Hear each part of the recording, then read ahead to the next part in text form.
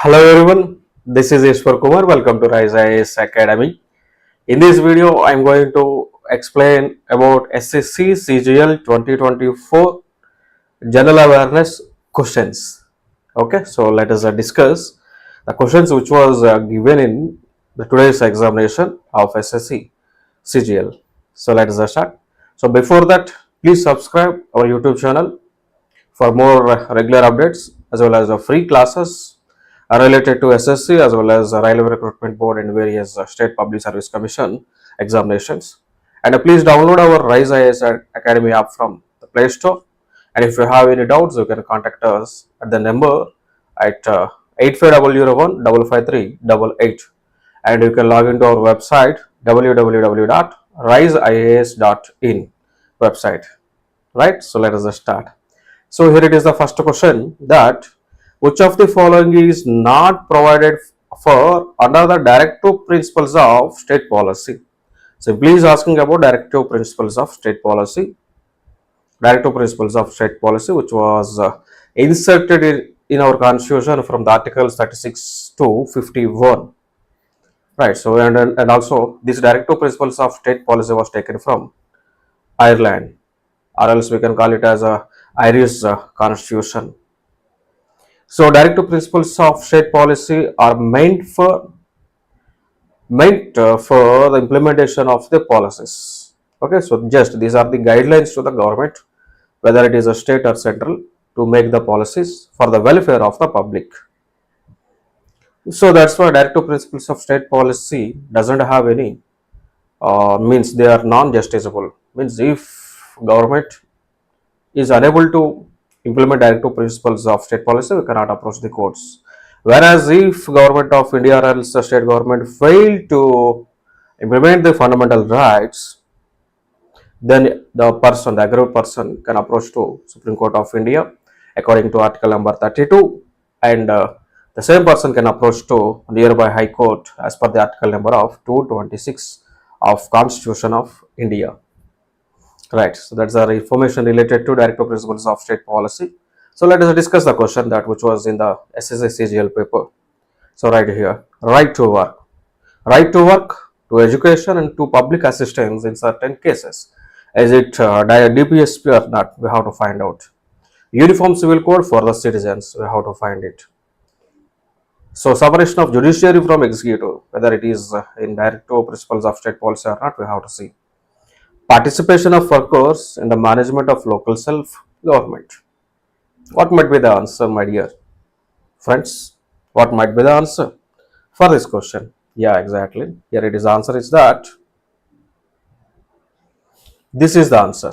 Right. So this is the answer. Why? Why it is the answer? Because in DPSPs they have mentioned that participation of workers in the management of the industries, but not local self-government. Right. So participation of workers in the management of industries is true, because workers will be in the industries, but not in the local self-government.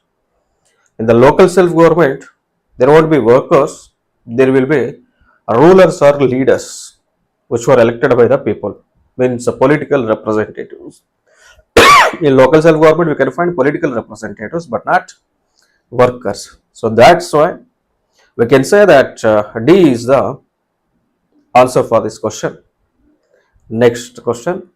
Brihadeshwara temple of Tanjavur was built by.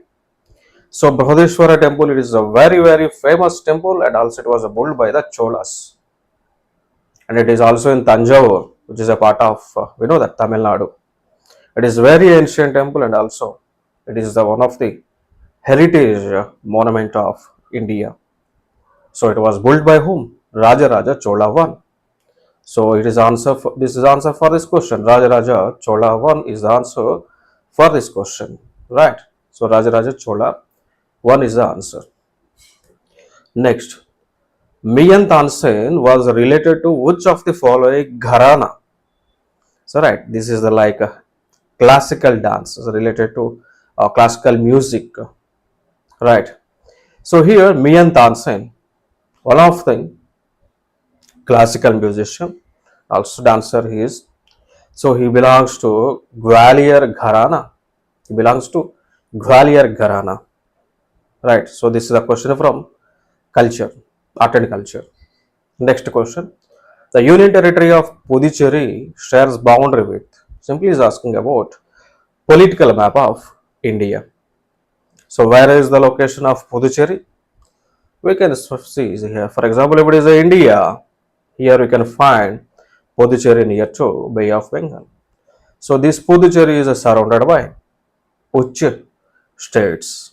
Here the answer is that one is Andhra Pradesh, Kerala, and Tamil Nadu. Right? So it is the answer.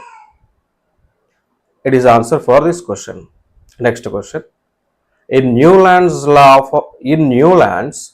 of octaves, which resembles cobalt and nickel in properties, has been placed far away from these elements. Simply is asking about.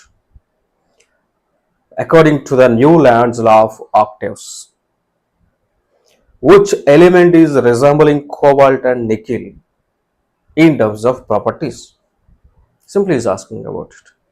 So to answer this question, we have to know about Newland's law of octaves.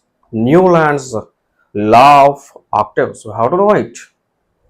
What is that? Newlands is a scientist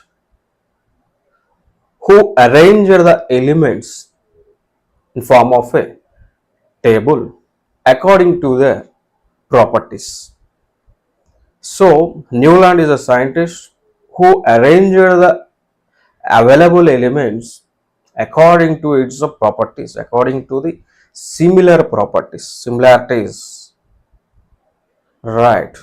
So here he finally observed that for every eighth element in the periodic table has the same properties similar to the previous one.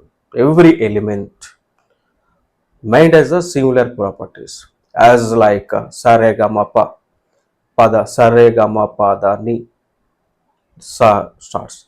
So here sa is similar to sa, re is similar to re in a similar way. Cobalt and nickel are similar. And coming to that, among these four options, one has the similarity. So we have to find that, like manganese, aluminium, ferrous, and manganese. So what is the answer? What is the similarity which has the same properties like cobalt and nickel? Here is the answer is that ferrous. Ferrous has the same similar properties like cobalt and nickel, right? So for example, cobalt and nickel exhibits the magnetic phenomena. Even ferrous means nothing but iron. Iron also exhibits the magnetic phenomena if you supply electricity. Like ferrous or iron acts as a ferromagnetic or else electromagnetic substance. In the similar way, cobalt and nickel also acts as a electromagnetic substances. Okay, that's the thing. So it is a Newland's octaves table. He mentioned here like hydrogen, fluorine, chlorine, cobalt or nickel, bromine and palladium, iron and platinum, iridium. These all these elements have the similar qualities. And he said that lithium, sodium, potash, copper, rubidium, silver, argentum means silver, cesium and thallium. They have the similar properties. Gallium, magnesium, cadmium, zinc, strontium, and barium, vanadium, plumbum. All these has same qualities. Boron, aluminium, chromium, selenium.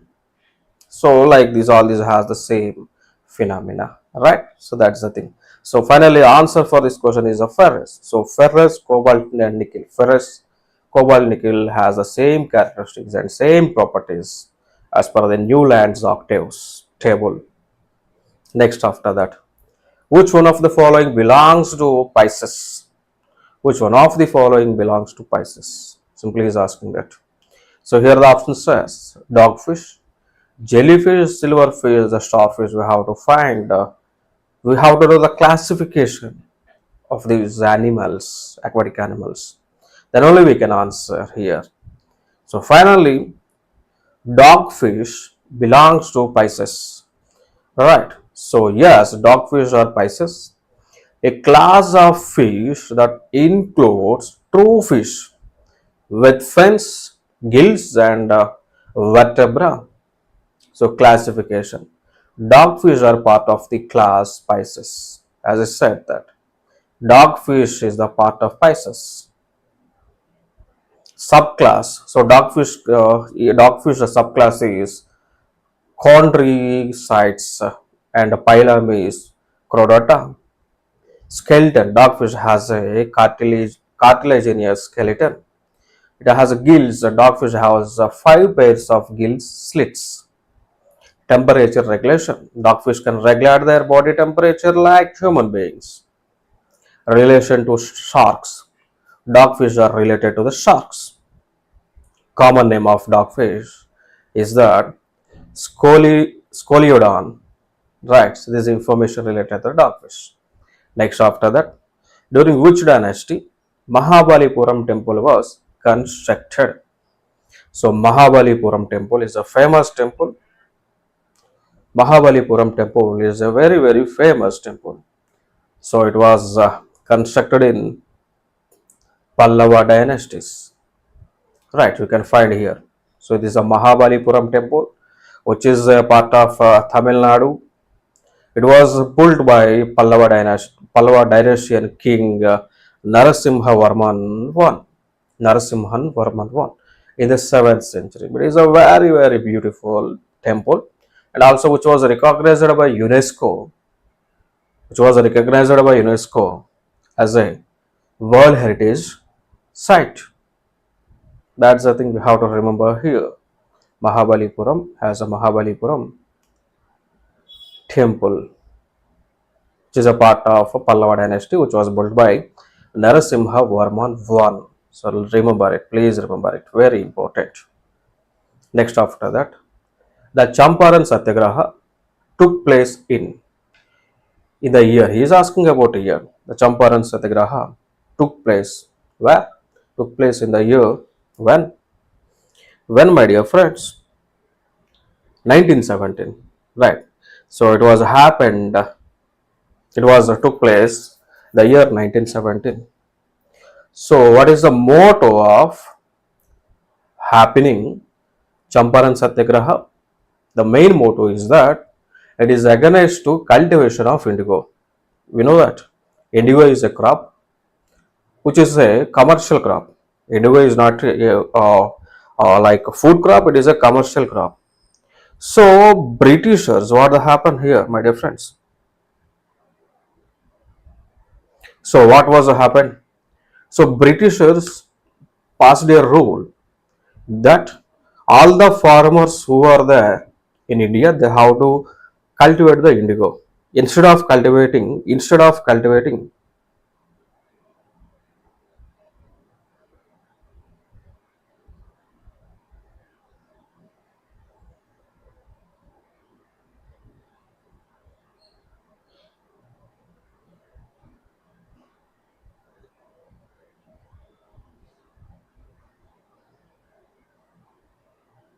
what they said, instead of cultivating food crops, all the farmers has to cultivate indigo.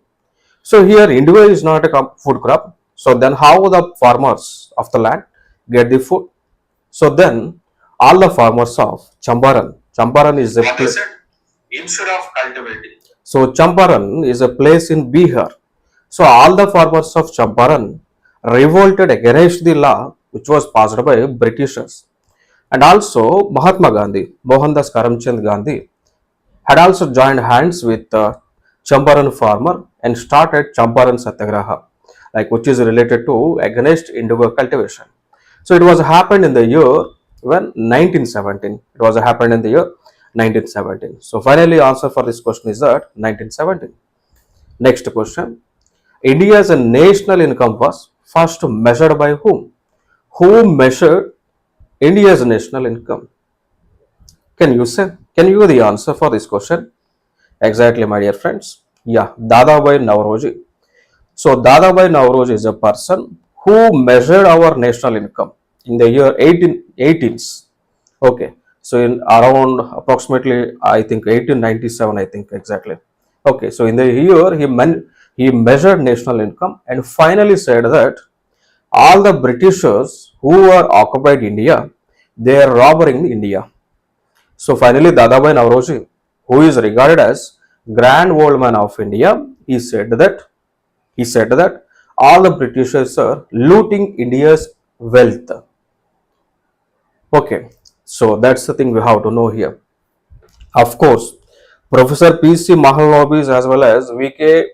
R.V. Rao also measured our national income, but not the first, right? So, for example, Professor P.C. Mahalanobis measured our national income in the year 1949. But here Dadabhai Naoroji measured our national income in the year 1897, means he is the first person. So Dadabhai Naoroji was the first person who measured national income, and also he proposed drain theory. So there was a question that who proposed drain theory? So it was who proposed drain theory. So drain theory was proposed by Dadabhai Naoroji. So he is the first person who estimated our national income by comparing agriculture, income as well as consumption of the people. So he took two parameters while calculating national income, that he took agriculture income as well as consumption by the consumers. So with these two parameters, he estimated our national income. Then after that, one more question. Which botanist is credited with creating one of the first widely used natural systems of plant classification? So simply he is asking about who classified plants. So here the direct question and direct answer is that Joseph Dalton Hooker. So he was a botanist and he is the first person who classified our plants according like this. So he is the person Dalton Hooker. Joseph Dalton Hooker is the botanist. So he classified the plant kingdom like this. Like you can find like non-flowering plants and flowering plants. And again he classified like non-flowering plants and flowering plants like this. So this is the classification. So this classification was done by this person. So his name is Joseph Dalton Hooker.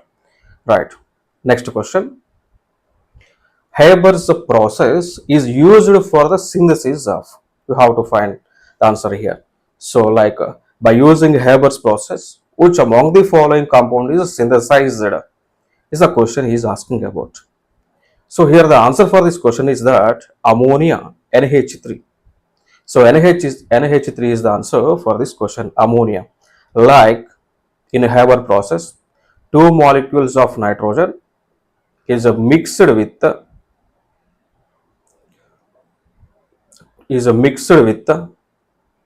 hydrogen, right? Is mixed with the hydrogen. So finally, the outcome is like NH3. Finally, the outcome is like two molecules of NH3 means nothing but ammonia. Okay, so here if you want to balance, we can balance it. 2N plus 3H2 gives rise to 2NH3. Okay, so here 6 hydrogen molecules and here also 6. 2 nitrogen and 2 nitrogen. So here the equation is balancing. So finally, as per the Haber process, NH3 means ammonia is manufactured. Okay, that's the thing. Now one more question. Constantine is an alloy of. Simple and straightforward question. Simply it is a question from NCERT textbooks. So we can find all these questions in NCERT textbooks. Okay. So NCERT's textbooks of 8th, 9th and 10th class. You can find all this information in the textbooks. Okay. But not anywhere. So all these questions taken from NCERT. So if you read NCERT, definitely you can answer all the questions. Okay, you can answer 95% of the questions in SSC examination. The main source is that NCERT textbooks. Okay, so you can find this complete these questions in NCERT textbook. So coming to the answer, Constantine is an alloy of. So his answer is copper and nickel. So Constantine, it is an alloy. So it is made with copper as well as nickel, right? So Cu plus Nickel. Cu plus nickel gives Constantan. And what is the meaning for alloy? Alloy is nothing but it is a substance which is made up of two or more compounds, two or more elements. So alloy is nothing but it is a substance which is made up of two or more elements. So here to prepare Constantan, copper and nickel was used. Okay, that's the thing. And one more question. Guru Purab is celebrated as the birth anniversary of which Sikh Guru? So Guru Purab, it is a festival related to Sikhs, and we know that Sikhism has 10 gurus, 10 Sikh gurus. So among that, one person's birth anniversary is celebrated as Guru Purab. So here the answer is Guru Nanak Dev. Guru Nanak Dev.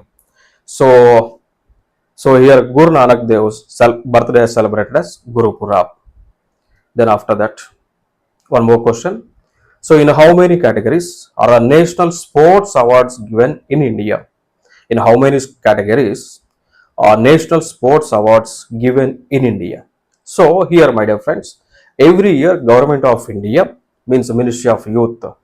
So Ministry of Youth is presenting sports awards to the players. Okay, so every year they are presenting 6 categories, 6 types of sports awards to the players who have performed very well in various categories. Okay, right? So finally, national sports awards given in India for 6 categories. So finally, here the answer is 6. So what are those 6 categories? Let me explain here. One is the Dronacharya Award. One is the Dronacharya Award. It is the one. Arjuna Award, Dhyan Chand Award, a Major Dhyan Chand Khel Ratna Award, Rashtriya Khel Protsahan Puraskar, Maulana Abdul Kalam Azad Trophy. So these are the 6 categories. These are the 6 categories. In general, Dronacharya Award is given to the coaches. So Dronacharya Award is an award given to the coaches. Like previously, Pullala Gopichand had received a Dronacharya Award because he has given training to PV Sindhu. Okay, that's the thing. And Arjuna Award, it is also given to the sports players. Arjuna Award is given to the players. Dhyan Chand Award also given to the players. And Major Dhyan Chand Khel Ratna Award. Okay, so previously this Khel Ratna award was named as Rajiv Khel Ratna Award. Rajiv Gandhi Khel Ratna Award. So now BJP government had renamed it as Major Dhyan Chand Khel Ratna Award. Okay, so it is also given to the players. Rashtriya Khel Protsahan Puraskar and Maulana Abdul Kalam Azad Trophy. So these are the remaining categories which are given to the players only. Okay, then after that, one more question. Silapadikaram is a Tamil epic that was written by. Simply is asking about who written this Tamil epic. Silapadikarams. Here the answer is a direct question. Ilango Adigal. Okay, so it is the book you can find here. So Silapadikaram is a Tamil epic written by Ilango Adigal. Direct question. Next question. The slogan Garibi Hatao was introduced in which planning? So the slogan Garibi Hatao. So it was introduced in the planning, fifth planning, right? So it was introduced by our ex Prime Minister of India, Srimati Indira Gandhi. So Indira Gandhi had introduced this Garibi Hatao. So what is the meaning of Garibi Hatao? Garibi means poverty. Hatao means eliminate. So Garibi Hatao is nothing but eliminate the poverty in India. Eliminate poverty in India. So it is the one main pillar in fifth financial year planning, which was like introduced by our ex-PM Indira Gandhi. Okay. Then after that, one more question. Hockey was introduced in the Asian Games in. So hockey, do we have national game? Can you answer? Do means our India. Does our India has a national game? Does our India has national game? Can you comment? Do you have a national game, my dear friends? Please comment once. Do you have a national game? No, we don't have a national game. India doesn't have any national game. But we are treating hockey as a national game We are treating hockey as a national game, but we didn't make any law. We didn't make any act by parliament that hockey is our national game. Okay, so we don't have any national game. Just we are treating hockey as a national game. Unofficially, we are treating because we were various champions related to the hockey game. And also Major Dhyan Chand is also a hockey player. He brought many medals and cups and trophies to India. So that's why we are treating hockey as a national game, but it's not official. Okay, so it was introduced in Asian Games in the year 1958 in Tokyo, which is a part of Japan. Okay, then one more question: who constructed Humayun's tomb in Delhi? So Humayun tomb is also one of the World Heritage Site. Humayun's tomb is also one of the World Heritage Site. Right. So it was constructed in Delhi by who? By Haji Begum. So Haji Begum is also known as Beba Begum. So this Beba Begum went to Haji, which is the most holy place for Islamic religion. So that's why Beba Begum is regarded was called as Haji Begum. Okay, so Haji Begum constructed Humayun's tomb, and we know that Humayun is the father of Akbar, right? So he is the father of Akbar. Okay, so after the death of Humayun, Akbar took the all the responsibilities of Mughal Empire at the age of 13. So at the age of 13, Akbar occupied the throne, but he was assisted by Bairam Khan. So Akbar was assisted by Bairam Khan. So Bairam Khan was chief army personnel of Humayun's reign. Okay, so that's the thing. Next, one more question: which of the following is mentioned in Article 39A of Indian Constitution? So simply is asking about Article 39A. So Article 39A is saying about to promote equal justice and to provide free legal aid. Right. So Article 39A is mentioning about to promote equal justice and also to provide free legal aid. Can you I'm asking one question. Is 39A is a fundamental right or DPSP? Can you comment? Yes. So 39A is a DPSP, Directive Principles of State Policy. So DPSPs are mentioned in the Constitution from Article number 36 to 51. 36 to 51. Right. So 36 to 51 means 39A is also part of Directive Principles of State Policy. Right. So 39A is mentioning about to promote equal justice and to promote free legal aid. For free legal aid to whom? To all the people. Means here some exemptions were given like SCs, STs, then women, clear, SC, ST, women and old persons, right, old aged people who are unable to bear the expenses of the judiciary. Okay, so to these people and also children. So to these people, government has to provide free legal aid. So that's why government of India also had established one authority, that is a NALSA. So NALSA, it is an authority, independent authority which was established by government of India to provide free legal aid. NALSA means National Legal Services Authority. National Legal Services Authority. It was established by government of India to provide free legal aid to the people of like SC, STs, women, old people and children. And also at the state level, we have SALSA, State Legal Services Authority. And also at district level, we have DALSA, District Legal Services Authority. And also at mandal level, we have Taluka Legal Services Authority. Like you can see Lok Adalats. So they comes under, Lok Adalats came into force as per NALSA Act. Right? So that's the thing you have to know here. Next after that, rancidity is an example of which type of reaction? Simply is asking about rancidity. So first we have to know that what is rancidity and how it happens. Then we can answer the question. Okay, then we can answer the question. So rancidity is an example for oxidation reaction. So here you can see here, this is the tomato.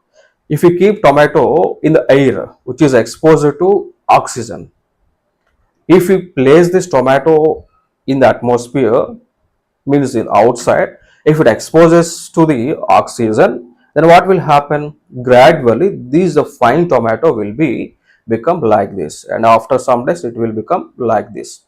Okay, like so you can see. So this is the good tomato, then somewhat bad tomato, and it was rotten tomato.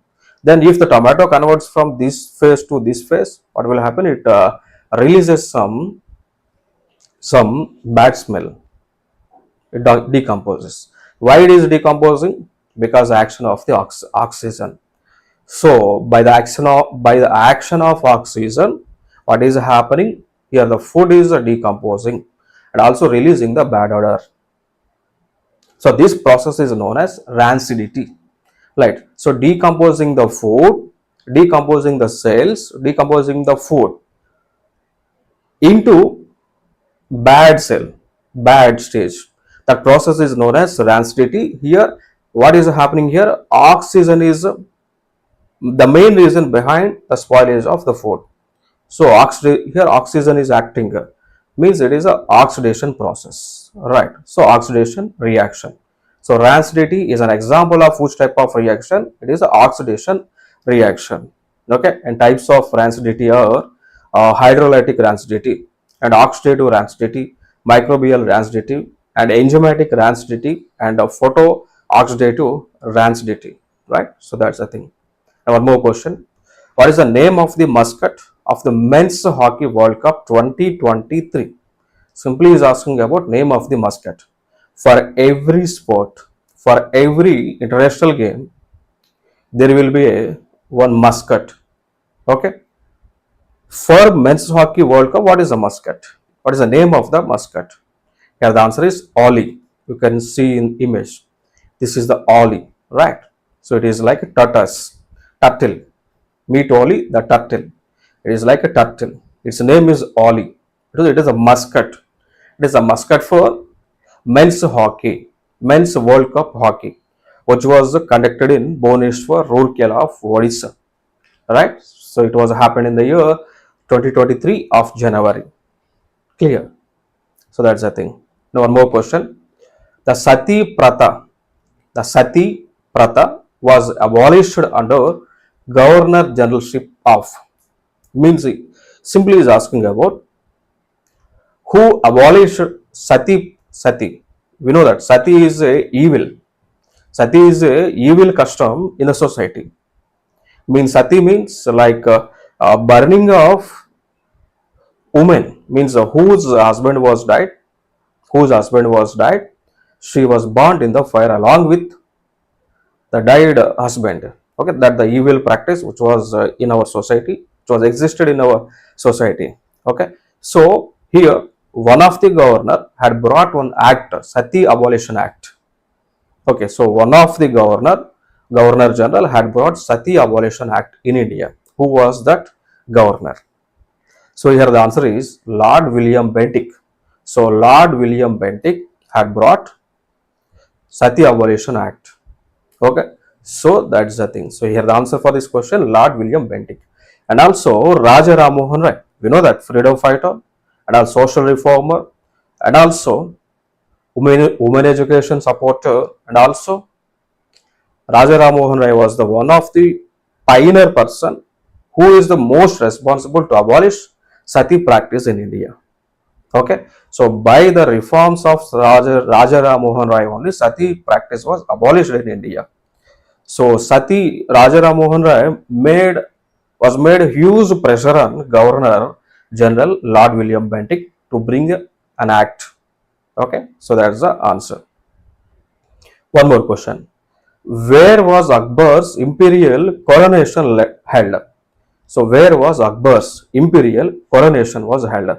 Coronation means putting the crown, putting crown. Coronation is nothing but putting a crown and treating that person, crowned person, as a ruler of that particular place. Right, see here. Akbar's imperial coronation held where? It was in Punjab. So it was in Punjab. So so yeah, exact place is Kalanaur. Kalanaur is a part of Punjab. So it was Kalanaur is the answer for this question. So Akbar's imperial coronation was held in Kalanaur, which is a part of Punjab. Right. So you can find here so like at the age of 13, Akbar took the complete responsibilities of ruling of Mughal dynasty. So at the age of 13, Akbar's father Humayun was died. Okay, so Humayun is a person while coming down from the stairs, he fell down and he was died. Okay, so no one killed him, just by he himself died. Okay, that's the thing. So next, one more question. Where is the Jawaharlal Nehru Manipur Dance Academy situated? Okay. So what is the capital city for Manipur? Can anyone say? What is the capital for Manipur? What is the capital for Manipur? Can you comment? So where is Jawaharlal Nehru Manipur Dance Academy situated? Answer is that Imphal. So it was in Imphal. You can see your image. Jawaharlal Nehru Manipur Dance Academy. We can find here Imphal. Are you able to see it? Imphal. Yeah, exactly. So Imphal. So Jawaharlal Nehru Manipur Dance Academy is located in Imphal. So answer for this question is Imphal. Okay, one more question. So who has been appointed as 28th Controller General of Accounts? 28th Controller General of Accounts. So here the options as like they have given options. So final answer is SS Dubey. Final answer is SS Dubey. So SS Dubey was appointed as Controller General of Accounts. Some may go for Girish Chandra Murmu because Girish Chandra Murmu also is in the news. Is in the news. So some may think that I have listened about Girish Chandra Murmu. Maybe it might be correct answer for this question, but actually it is not the correct answer. So correct answer for this question is SS Dubey. SS Dubey, right? SS Dubey. So he is now 28th Controller General of Accounts. Right? You can see here. So he was appointed by Ministry of Finance. He is SS Dubey. Now coming to Girish Chandra Murmu. Coming to here, Girish Chandra Murmu. He was CAG, Comptroller and Auditor General. So the present Comptroller and Auditor General was Girish Chandra Murmu. So that's why Girish Chandra Murmu also is in the news. Okay, that's the thing we have to know here. So these are the questions related to SSC CGL. These questions will be useful for RRB examinations also. Why? Because RRB NTPC notification, RRB NTPC notification is going to come within the 2 days, within 2 or 3 days. So everything was completed. So yeah, all the process was completed within 2 or 3 days. Government will issue the notification related to RRB NTPC. Okay. So here exam conducting agency for RRB also TCS, Tata Consulting Services, Ion Digital. Right. So for SSC also TCS Ion Digital is conducting examinations. For RRB also TCS Ion Digital got the contract. Right. So they got the contract. So these questions which was coming in SSC examination, these questions are maybe appear in RRB NTPC examinations. Okay, that's I think very important. So these similar questions will be useful for both examinations. Okay, that's the thing. So these are the questions of today's exam. So please give your valuable feedback, and if you have any doubts, you can contact contact number, and you can send WhatsApp messages, and also you can download our Rise IAS Academy app. You can download our Rise IAS Academy app from the Play Store, and there is a chat option. You can raise the questions there as well.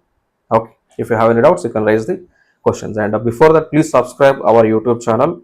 Please subscribe our YouTube channel for regular updates. And also one thing you have to remember, we had prepared NCRT summaries, NCRT summaries of each textbook and of each class, so you can get them. So right, how you can get those courses, see here. So just type riseias.in, the play like in the Google. There is an option called courses.